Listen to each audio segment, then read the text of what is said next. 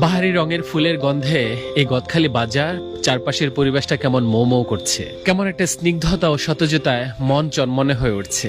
এত সুন্দর চমৎকার প্রাণবন্ত এই দৃশ্যটি দেখার জন্য আমাকে ঘুম থেকে উঠতে হয়েছে ভোর 4:30টায়। সাধারণত ভোর 5টা থেকে 7টা এই সময়টায় ফুলের সমারোহ থাকে অনেক বেশি। আমি ঘুরে ঘুরে দেখছিলাম ফুল বেচা কেনার ধরন, কে কিভাবে বিক্রি করছে, কত করে দাম চাইছে, যেটা ঢাকার তুলনায় তুলনামূলক অনেক কম। তবে গদখালি বাজারে এখন যে ফুলগুলো দেখে অনেক মনে হয় সেটা আসলে পর্যাপ্ত না, অ্যাভেলেবেল না, কারণ আর কয়েকদিন পরে শীত পড়লে তখন আরো প্রচুর পরিমাণে ফুল বেচা কেনা হবে, ফুলের মোকাম আরো জমজমাট হবে, আরো ক্রেতা বিক্রেতার উপস্থিতি বাড়বে। আমি আমার জেলায় দেখতাম খুব ভোরে গরুর দুধ নিয়ে মানুষ হাটে যায়, আর যশোরে গদখালিতে এসে দেখি মানুষ ভোরবেলায় ফুল নিয়ে হাটে যায়, অর্থাৎ বাইসাইকেলের পিছনের কেরিয়ারে করে কেউ গোলাপ, কেউ রজনীগন্ধা, কেউ জারবেরা, বিভিন্ন প্রজাতির ফুল নিয়ে এই বাজারে এসে হাজির হন। ঢাকার সব থেকে বড় ফুলের মার্কেট বা ফুলের বাজার বলতে আমরা শাহবাগকে চিনি, এবং শাহবাগের অধিকাংশ ফুল কিন্তু এই গদখালি থেকেই যায়। অনেকক্ষণ ঘুরে ঘুরে ফুলের বাজারটাকে দেখলাম, মন ভরে উপভোগ করলাম। অনেকক্ষণ ঘুরে ঘুরে দেখলাম ফুল চাষিদের বেচা কেনা।